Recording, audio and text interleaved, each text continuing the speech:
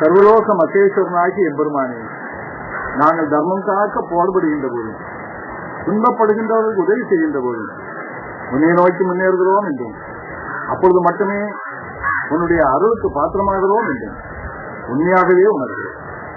அந்த நிலை அடைய எம்பெருமானே, உன்னை நாங்கள் சரணாக அடைகின்றோம். அறிவோம். வணக்கம்.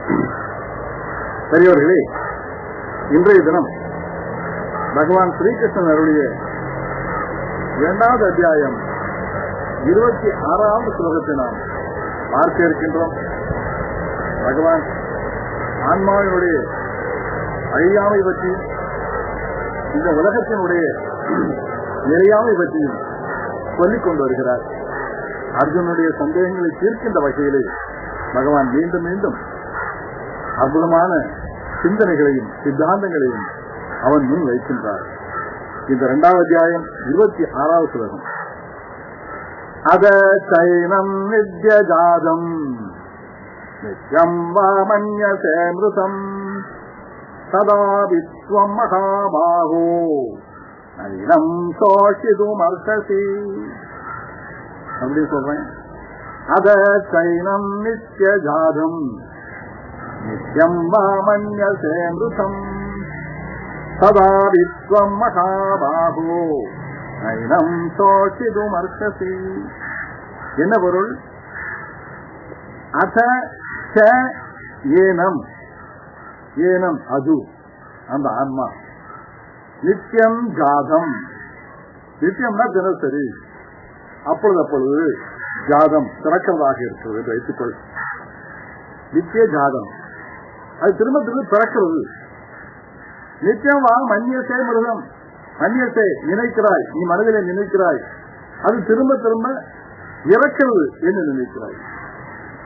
நித்திய ஜாதம் நித்திய மிருதம், திரும்ப திரும்ப பிறந்து திரும்ப திரும்ப இறக்கிறதாக நீ நினைக்கிறதாக இருந்தாலும் கூட, அதுவே உண்மை என்று வைத்துக் கொண்டாலும் கூட, ஒரு உதாரணத்திற்காக வைத்துக் கொண்டாலும் கூட, அர்ஜுனா சதாபித்வம், அப்பொழுது கூட, துவம் நீ மகாபாகோ, நீண்ட கைகளை உடைய அர்ஜுனா, அப்பொழுது கூட நீ ஏனம் சோசித்து மக்கள், அதற்காக நீ கவலைப்படுவதற்கு அருகதையை உடையவன் அல்ல. அதற்காக நீ கவலைப்படுவது தவறு. ஆனால் இறக்கிறது உண்மை, பிறக்கிறது உண்மை அப்படிங்கிறத தெரிந்து கொண்ட பிறகு, ஐயோ இறந்து போனானே, ஐயோ பிறந்துட்டு வாரானே அப்படின்னு சொல்லி நினைச்சு கஷ்டப்பட வேண்டிய அவசியம் இருக்கு. இந்த உலகத்துல நீ பிறந்தாச்சு, இன்னும் இறக்கப்படுறது உண்மை, எல்லோரும் இறக்கப்படுறது உண்மை. உன்னுடைய கற்பனைப்படி பார்த்தாலும் கூட, ஆன்மா இறந்தாலும் கூட, இறப்பதாக இருந்தாலும் கூட, அது உண்மை என்று ஏற்றுக்கொண்டாலும் கூட, அதற்காக நீ வருத்தப்படுவதற்கு என்ன இருக்கு? இந்த உலகத்துல பிறந்ததெல்லாம் இறந்துதானே போகணும். இதை பாரு, இது இயற்கை நியதி. இந்த இயற்கை நியதி மாற்ற முடியாதது என்று தெரிந்து கொண்ட பிறகு, அதன்படி அந்த இயற்கை நியதியின்படி நீ வாழ்ந்து இறந்து போவதுதானே நியாயம். இந்த உலகத்துல பிறந்தாச்சு, உன்னுடைய கடமை என்ன? அதை செய்ய. உனக்கு எது சரி என்று தோன்றுகிறது அதை செய்ய, எது நியாயம் என்று தோன்றுகிறது அதை செய்ய. உனக்கு சந்தோஷம் வருகிற காரியத்தை மட்டும் நான் செய்வேன், எனக்கு துன்பம் வருகின்ற காரியத்தை நான் செய்ய மாட்டேன் அப்படி சொன்னா அது என்ன நியாயம்? அது என்ன வாழ்க்கை? இந்த உலகத்துல உனக்கு சரி என்று தோன்றுவதை செய்ய வேண்டும், நியாயம் என்று தோன்றுவதை செய்ய வேண்டும், தர்மம் என்று தோன்றுவதை செய்ய வேண்டும். உலக மக்களுக்கு தர்மம், உலக மக்களுக்கு சந்தோஷத்தை கொடுப்பது, உன்னுடைய நாட்டு மக்களுக்கு சந்தோஷத்தை கொடுப்பது எது என்று நீ நினைக்கிறாயோ அதை செய்துதானே ஆக வேண்டும். ஐயோ உன்னுடைய பார்ட்னர் செத்து போவாரே, உன்னுடைய குரு செத்து போயிடுவாரு அப்படின்னு நீ கவலைப்பட்டால் அதுல அர்ஜுனா நியாயமே இல்லை. ஏன் தெரியுமா? இந்த காரியத்தை செய்வதற்கு நீ கவலைப்பட்டால் உனக்கு சந்தோஷம் வருகின்ற காரியத்தை செய்வதற்கு கூட நீ கவலைப்பட வேண்டும். உனக்கு நாடு வேணும்னு ஆசைப்படுறான்ல, உன்னுடைய பகுதி ராஜ்யம் வேணும்னு ஆசைப்படுறான்ல, உன்னுடைய மனைவி பாஞ்சாலி அவமானப்படுத்தப்பட்டதற்கு மறுபடியும் அதற்கு எதிரிகளுக்கு தண்டனை கொடுக்க வேண்டும் என்று ஆசைப்படுகிறாய் அல்லவா? இந்த ஆசையெல்லாம் உனக்கு இருக்கிற போது அந்த ஆசையை நிறைவேற்றிக் கொள்வதற்கு மட்டும் உனக்கு ஏதோ ஒரு எண்ணம் இருக்குல்ல, ஆனா அதுக்கு தானா நிறைவேறுமா? அந்த நிறைவேற்றுவதற்கு உலகத்தில் எதை செய்ய வேண்டுமோ அதை செய்துதான் ஆக வேண்டும். நகை நனியாம நத்தை எடுக்கிறதுன்னு கேள்விப்பட்டிருக்கீங்க. குளத்தங்கரையில போறீங்கன்னா இந்த குளத்துக்குள்ள நத்தை கிடக்கும், சின்ன நத்தை. அந்த நத்தை எப்படி கிடக்கும்னா அவருடைய முதுகு பகுதி கொஞ்சம் பகுதி தண்ணிக்கு மேல இருக்கும், பாக்கி பகுதி கீழே இருக்கும்.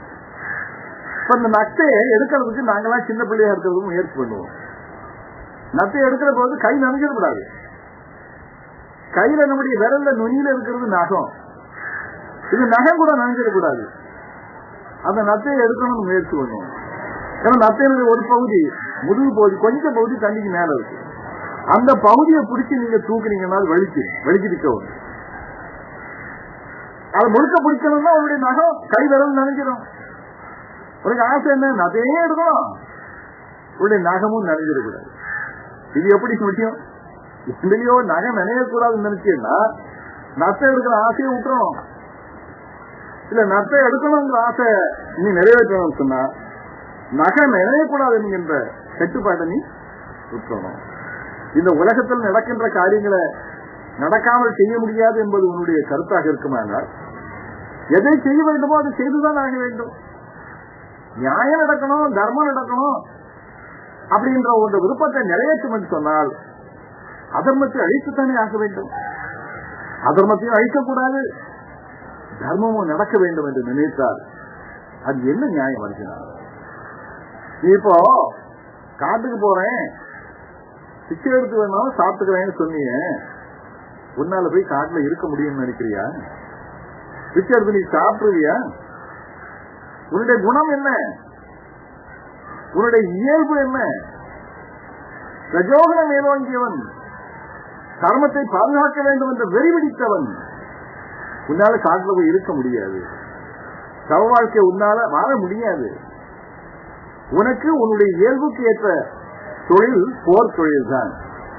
தர்மத்திற்காக போர் செய்வது உன்னை சொர்க்கத்தில் கொண்டு சேர்க்கும். இந்த உலக இயற்கை அது என்பதை தெரிந்து கொண்டு அர்ஜுனா நீ போர் செய்வாயாக என்று பகவான் ஸ்ரீகிருஷ்ணன் அர்ஜுனனுக்கு சொல்லுகின்றான். இந்த உலகத்தில் நம்முடைய மக்களுக்கு நிறைய பேருக்கு அர்ஜுனனை போல கோபம் வரும், அர்ஜுனனை போல சந்தேகம் வரும். ஐயோ இந்த காரியத்தெல்லாம் நம்ம செய்யணுமா, இதெல்லாம் தப்பல்லவா, பாவம் அல்லவா என்று நினைப்பாரு. ஊர்கள்ல கோவில் சொத்து இருக்கும், யாராவது ஒருத்தன் சாப்பிட்டு இருப்பான், அல்லது யாராவது ஒருத்தன் கணக்கு காட்டாம அதை அனுபவிச்சுட்டு இருப்பான். ஊர் மக்களுக்கு எல்லாம் தெரியும் கோவில் சொத்தை எல்லாரும் சாப்பிட்டு இருக்கான் அப்படின்னு தெரியும். ஆனாலும் கூட அதை கேட்பதற்கு, தட்டி கேட்பதற்கு யாரும் முன் வர மாட்டார்கள். என்ன காரணம்? சொல்லுவாங்க, கோவில் சொத்தாம சாப்பிட்டான்னா அது கடவுள் பார்த்துக்குவான், கடவுள் கேட்டுப்பான், கோவில் சொத்து குலநாசம், நாம போய் கேட்க வேண்டியதில்லை. அப்ப கோயில் சொத்து பிரத்யான சொத்தை ஒருத்தன், அதாவது கோயில் சொத்துல பொது சொத்து, கடவுளுடைய சொத்து, அதை ஒருத்தன் அநியாயமா சாப்பிட்டுக்கிட்டு இருந்தாங்கன்னா அதை கடவுள் வந்து கேட்டுக்கிட்டு வரான். பொது சொத்தை சாப்பிட்டாலும் இவர் கேட்க போக மாட்டார். அதே நேரத்துல உன்னுடைய சொத்துல, உன்னுடைய வயல்ல ஒரு மம்பட்டி அளவு, ஒரு மண்வெட்டி அளவு பக்கத்து பூமிக்கான வெட்டிட்டான்னு வச்சுக்க, நீ விடுவியா? எத்தனை கோர்த்து வேணாலும் ஏறி இறங்குவா இல்லையா? எவ்வளவு சண்டை வேணாலும் போடுவா இல்லையா? அப்ப உனக்கு காரியம் ஆகிற போது எந்த அளவுக்கு வேண்டுமானால் நீ இந்த உலகாயுத காரியத்தை, கைங்கரியத்தை ஏற்றி நடத்துவதற்கு தயாராக இருக்கிறாய். உலக காரியம் தர்மத்தை பாதுகாப்பது என்று வருகின்ற போது அது உனக்கு துன்பத்தை கொடுக்கவாக இருந்தால் நீ விட்டு ஓடிவிட பார்க்கிறாய். ஞானிகள் அவரை கவலைப்பட மாட்டார்கள். நான் முன்னமே சொல்லியிருக்கிறேன். ஏன்னா அவர்களுக்கு இந்த உலகமே இல்லை. தர்மம் என்பதும் அவர்மம் என்பதும் அவர்களை பொறுத்தவரையும் ஒன்றுதான். ஆனா உனக்கு அப்படி இல்லை. இந்த உலகத்தில் வாழ்ந்து கொண்டிருக்கின்ற நீ, தர்மத்தை பாதுகாக்க வேண்டும் என்று விரும்புகின்ற நீ, இந்த உலகத்திற்காக உலகத்திலே வாழ்ந்து கொண்டிருக்கின்ற ஒரு உலக நியதி சட்ட திட்டங்கள் யதார்த்தத்தை கடைபிடித்துத்தான் நீ ஆக வேண்டும் என்பதை பகவான் ஸ்ரீகிருஷ்ணன் அர்ஜுனனுக்கு உணர்த்துகின்றார். என்னுடைய நண்பர் ஒருவர் சமீபத்தில் அமெரிக்கா போயிட்டு வந்தார். அமெரிக்காவில் போய் எனக்கு ஒரு 6 மாசம் தங்கியிருந்து வந்தார். அவர் வந்ததுக்கு அப்புறம் அமெரிக்காவில் உங்களுடைய அனுபவம் என்ன, நம்ம நாட்டுக்கும் அவங்களுக்கு என்ன வித்தியாசம் சொல்லி அவர்கிட்ட சொல்ல சொல்லி கேட்டார். அவர் நிறைய விஷயங்கள் சொன்னார். முக்கியமாக என்ன சொன்னா, அங்க உள்ள ரோடுகள்ல பொதுவா ஆக்சிடென்ட் ரொம்ப கம்மி. நம்ம நாட்டை ஒப்பிட்டு பார்க்கிற போது அங்க ரொம்ப கம்மி. ஏன் அந்த ஆக்சிடென்ட் ரொம்ப கம்மியா இருக்கு அப்படின்னு சொல்லி நான் அவர்கிட்ட கேட்டேன். அவர் சொன்னாரு, முதல்ல அந்த ரோட்ல நல்ல முறையில அவங்க பராமரித்து வச்சிருக்கிறாங்க. நல்ல முறையில பராமரிக்கிறதுங்கிறது அந்த ஹைவேஸ் டிபார்ட்மெண்ட்டோ அரசாங்கத்தோ பொறுத்து மட்டும் இல்லை, பொதுமக்களும் கூட போலீஸ் டிபார்ட்மெண்ட்டும் கூட அது நல்லா பராமரிக்கும். எப்படின்னா, இப்போ நிறைய டிராபிக் ரூல்ஸ் வச்சிருக்காங்க. ஓவர் ஸ்பீட் போகக்கூடாது, ஓவர்லோடு ஏற்றக்கூடாது, தப்பான இடங்கள்ல வண்டியை நிறுத்தக்கூடாது, எல்லா சட்டமும் நம்ம நாட்டிலும் இருக்கு. ஆனா அங்க அவர் சொல்றாரு, இந்த சின்ன சின்ன சட்டங்கள்ல எதையாவது ஒன்றை யாராவது ஒருத்தர் மீறிட்டாங்கன்னு வச்சுங்க, உடனடியாகவே அதை கண்காணித்துக் கொண்டிருக்கின்ற போலீஸார், முன்னால் வந்து ஒரு போலீஸ் பின்னால் வந்து போலீஸ் ஒருத்தர் வந்துருவாங்க. செய்த குற்றம் ஓவர் ஸ்பீட் போனது, இல்ல நோ பார்க்கிங் ஏரியாவில் வண்டியை நிறுத்தணும்னு வச்சுங்களா, உடனே ஸ்பாட் ஃபைன். ஸ்பாட் ஃபைன் எவ்வளவு நினைக்கிறீங்க? நம்ம மாதிரி பாக்கிறதுக்கு 5 or 10 கொடுத்துட்டு போறது இல்ல, ஹெவி ஃபைன், நூற்றுக்கணக்கான டாலர் ஃபைன். அவங்க அந்த ஃபைனை நீ கட்டிதான் ஆகணும், வேற வழியே கிடையாது. கோர்ட்டுக்கு போனாலும் இதுதான் முடிவு. இப்படி ஹெவி ஃபைன் போடுறதுனால குற்றம் சின்ன குற்றமாக இருந்தாலும் விட போடப்படுகின்ற ஃபைன் ஹெவியாக இருக்கிறதுனால அந்த சின்ன குற்றத்தை கூட அவர்கள் செய்வதில்லை, செய்ய தயங்குகிறார்கள், தங்களை தாங்களே கட்டுப்படுத்திக் கொள்ளுகிறார்கள். இந்த மாதிரி இவ்வளவு பெரிய கட்டணம் தேவையா, இதுண்டு ஒரு சின்ன நோ பார்க்கிங் ஏரியாவில் வண்டியை பார்க் பண்ணதுக்கு எனக்கு இவ்வளவு பெரிய ஃபைனா அப்படின்னா கேட்டாங்க, பிரயோஜனம் இல்லை. குற்றத்தை செய்யாம செய்தினா இந்த தண்டனையை கட்டி, இந்த ஃபைனை கட்டித்தான் ஆக வேண்டும். ஆனா இந்த உலகத்துல நீ ஒரு சட்டத்தை பராமரிக்க வேண்டும் என்றால் அதற்கு தகுந்த ஏற்பாட்டை நீ செய்துதான் ஆக வேண்டும். குற்றவாளிகளை தண்டிக்க கூடாது, அவனை விட்டுறணும் அப்படிங்கிற மனப்பான்மை நம்ம நாட்டு மக்களுக்கு ஜாஸ்தி. குற்றமும் நடக்கக்கூடாதுங்கிற ஆசையும் நமக்கு இருக்கு. அதே நேரத்தில் குற்றவாளிகளை தண்டிக்க கூடாதுன்னு நாம தான் சொல்லணும். திருட்டும் போயிடக்கூடாது, திருடனை தண்டனையும் கொடுத்துருக்கு. இது என்ன நியாயம்? இப்படிப்பட்ட ஒரு கோழைத்தனமான மனப்பக்குவத்தை தான் நமது நாட்டில் இருக்கின்ற மதாச்சாரியார் என்று சொல்லுகின்றவர்கள் மதம் என்ற பெயரால், குறிப்பாக இந்து மதம் என்ற பெயரால் மக்களிடம் சொல்லிக் கொண்டிருக்கிறார்கள். அன்றும் இன்றும் அவர்கள் அப்படித்தான் சொல்லிக் கொண்டிருக்கிறார்கள். பாவம் உழைச்சு போட்டு இறக்கம் காட்டு. என்ன இறக்கம்? திருடனுக்கு இறக்கம் காட்டுறா, அவன் மறுபடியும் திருடுவான். அப்ப இறக்கம் காட்டணுங்கிற முடிவுக்கு நீ வந்துட்டேன்னு சொன்னா திருட்டு கொடுத்ததுக்காக நீ வருத்தப்படக்கூடாது. ஒரு தவறு வந்ததுக்காக நீ யாரையும் குற்றச்சாட்டு வைக்கக்கூடாது. கட்டுப்பாடு வேணும் என்ன முடிவு கண்டாச்சுன்னா அதுக்கு உண்டான தண்டனையை கொடுத்துதாங்க. ஏங்க நீ சாப்பிடணும்னு ஆசைப்படுறீங்க, அதுக்கு பயிர் செய்தா தானே சாப்பிட முடியும். வயலுக்குள்ள இறங்க மாட்டேன், சேத்துக்குள்ள கால் வைக்க மாட்டேன், ஊழ மாட்டேன், வெள்ளம் அடைக்க மாட்டேன் அப்படின்னு சொன்னா எப்படி உனக்கு நெல் வரும்? எப்படி அரிசி வரும்? எப்படி காய்கறி வரும்? ஆக இந்த உலகத்தில் பிறந்த பிறகு நீ ஆசைப்படுகின்ற ஒரு வாழ்க்கையை நடத்துகின்ற பொழுது அதற்கு தேவையான காரியங்களை தர்மத்திற்கு புறம்பாகாத வழியில் நீ செய்துதான் ஆக வேண்டும். அர்ஜுனா, நீ இன்று செய்கின்ற காரியம் தர்மத்திற்கு புறம்படாத காரியம், தர்மத்திற்கு உட்பட்ட காரியம். இந்த போரை நீ வலுவில் சேர்த்துக் கொள்ளவில்லை. சொல்லுவாங்க சிலரு, இந்த ராஜ்யம் இருக்கிறதே அது துரியோதனுக்கு தான் உண்மையில சொந்தம். பஞ்சபாண்டவர்கள் எல்லாம் வம்படிக்கா வந்தது சண்டைக்கு போறாங்க அப்படின்னு சொல்லி சில நாட்டுக்காரிகள் பேசுகிறார்கள். கதை, அது ஒரு கதை, காவியம், கற்பனைகள் நிறைய கலந்த காவியம். ஆனாலும் கூட பஞ்சபாண்டவர்கள் இந்த உலகத்திலே வாழ்ந்திருந்தவர்கள். பகவான் ஸ்ரீகிருஷ்ணன் இந்த உலகத்திலே வாழ்ந்து இந்த பூமியிலே கால் வகித்து நடந்தவன். அவன் உண்மையான சரித்திர புருஷன். பஞ்சபாண்டவருடைய சொத்து அவருடைய தகப்பனார் கொடுத்தது. பாண்டு மகாராஜா ஒரு சாம்ராஜ்யத்தை உருவாக்கியவன்.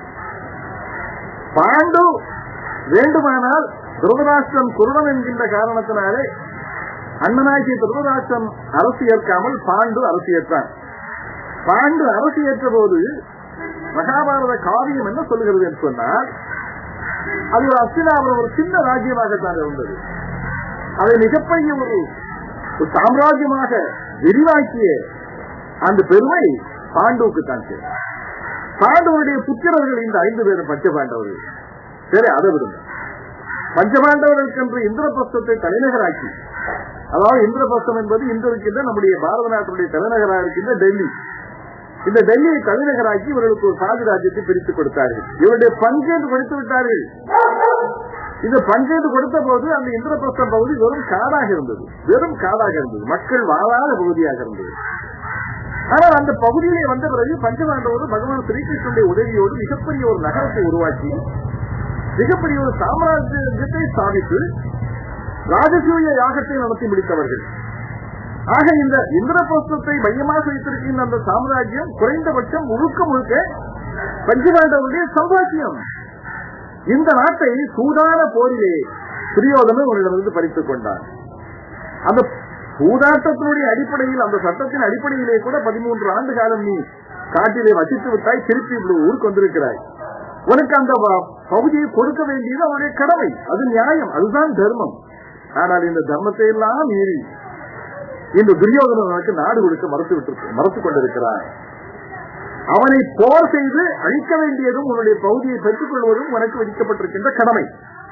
போரை நீராக ஏற்றுக்கொள்ளவில்லை. தர்மபுத்திரனுடைய வேண்டுகோளின்படி அவன் 5 ஊர் தான் கேட்டான். குறைந்தபட்சம் 5 வீடாவது கொடுப்பான்னு கேட்டு பார்த்தான். துரியோதனை என்ன பதில் சொன்னா அதுக்கு? இல்ல உனக்கு ஒண்ணுமே கிடையாது, நீ வேணா போர் செய்து பெற்றுக்கொள் அப்படின்னு சொல்லி போரை உண்மையை அவன் திணித்திருக்கிறான். நீயாக வாலண்டியரா போர் செய்ய கூட போகல. இப்படிப்பட்ட ஒரு சூழ்நிலையில நீ செய்ய வந்திருப்பது தர்ம போர். இந்த தர்ம போரை செய்வதற்கு நீ கொஞ்சம் கூட கவலைப்பட வேண்டியதில்லை அர்ஜுனா. ஆகியனாலே இந்த போரை நீ இந்த வாழ்க்கையில் நீ இன்னும் அரசனாக வேண்டும் என்று ஆசைப்பட்டுக் கொண்டிருக்கின்ற போது, நீ அர்ஜுனன் என்ற இந்த பொசிஷன்ல இருந்து கொண்டு இத்தனை ஆயிரக்கணக்கான வீரர்கள் உனக்கு சாதகம் செய்வதற்காக வந்திருக்கின்ற இந்த சூழ்நிலையில், உன்னுடைய அண்ணன் தம்பிமார்கள் எதிர்பார்த்துக் கொண்டிருக்கின்ற இந்த சூழ்நிலையில் நீ போர் செய்துதான் ஆக வேண்டும் என்று பகவான் ஸ்ரீகிருஷ்ணன் சொல்லுகின்றார். இன்னொரு கருத்து, சாதாரணமாக போலீஸ்ல நாமெல்லாம் ஏதாவது பிரச்சனைன்னா புகார் கொடுப்போம். அவன் என்ன அடிச்சுட்டான், என்னுடைய சொத்தை திருடிட்டான் அப்படின்னு சொல்லி புகார் கொடுப்போம். கடையில் என்ன ஆகும், போலீஸ் ஒரு வழக்க போட்டு அந்த எதிர்கட்சிக்காரனை அரெஸ்ட் பண்ணுகிற சூழ்நிலை வருகிற போது அந்த எதிர்கட்சிக்காரன் என்ன பண்ணுவான் தெரியுமா? புகார் கொடுத்தா உங்ககிட்டே வருவான். ஐயா மன்னிச்சிருங்க, தெரியாம பண்ணிட்டேன், இதுக்கெல்லாம் போய் போலீஸ்ல போவாங்களா அப்படின்னு சொல்லி இவர்கிட்ட மன்னிப்பு கேட்பான். இவர் என்ன பண்ணாரு, இவரு ரொம்ப மனம் ரொம்ப உருகி உச்சந்தரையில ஐஸ் கட்டி வச்ச மாதிரி இவர் ரொம்ப உருகிறார். உடனே குறைச்சு போ அப்படின்றாரு. அப்ப இவனுக்காக கேஸ் போட்டான ஒருவன், எஃப்ஐஆர் பதிவு பண்ணான ஒரு போலீஸ்காரன், அவனுடைய நிலைமை என்ன? அப்ப அவனுக்கு மேல வேணுக்கு போலீஸ் கேஸ் போட்டாதான் ஆகும் அது. இந்த மாதிரி ஒரு நிலைமை நம்முடைய மக்கள் மனதிலே இருந்து கொண்டிருக்கிறது. இது தவறான சிந்தனை. இந்த உலக வாழ்க்கையில் நாம் நினைக்கின்ற வாழ்க்கையை வாழ வேண்டும் என்று ஆசைப்படுகின்ற போது, தர்மத்தை நிலைநாட்ட வேண்டும் என்று ஆசைப்படுகின்ற போது, இந்த உலக நியதிக்கு உட்பட்டுதான் நீ வாழ்ந்தாக வேண்டும். அப்படியானால் உன்னுடைய ஆசைகள் நிறைவேறும். இல்லை, ஆசை வேண்டாம் என்று விட்டு விடுகிறாயா, நீ ஞானியாக போய்விடு. சன்னியாசியாக போய்விடு. அவனுக்கு இந்த உலகத்தில் நல்லது நடந்தாலும் கவலை இல்லை, கெட்டது நடந்தாலும் கவலை இல்லை என்கின்ற நிலைமையை அவன் அடைந்தவனாகி விடுகிறான். ஆகிய அர்ஜுனா, இந்த உலகத்தில் நல்ல விதமாக வாழ வேண்டும் என்று விரும்புகின்ற நீ இந்த போரை நீ செய்துதான் ஆக வேண்டும் என்று பகவான் சொல்லுகின்றான். இன்னும் அற்புதமான ஒரு ஸ்லோகத்தையும் பகவான் சொல்லுகிறான். அதையும் சேர்த்து நாம் இதை பார்த்து விடுவோம்.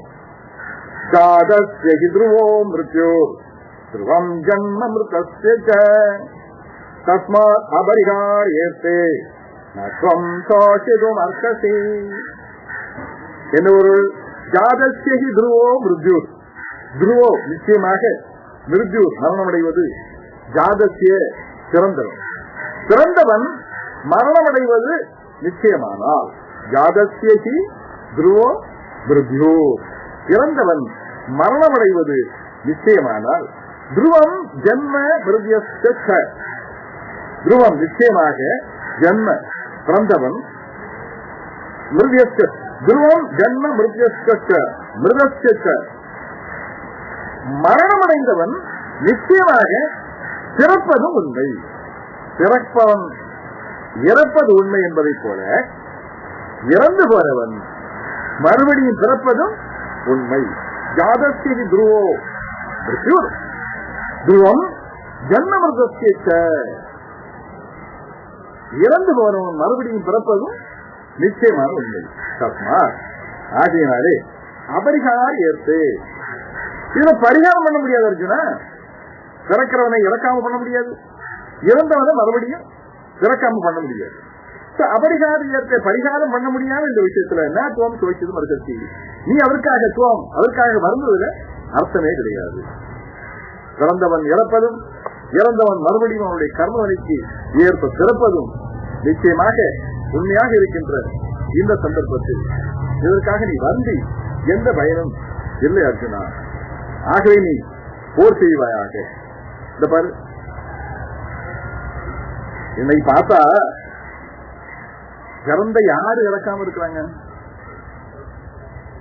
பகவான் என்று நாம் வழிபட்டுக் கொண்டிருக்கின்ற ஸ்ரீராமன் இறந்துதான் போனான்.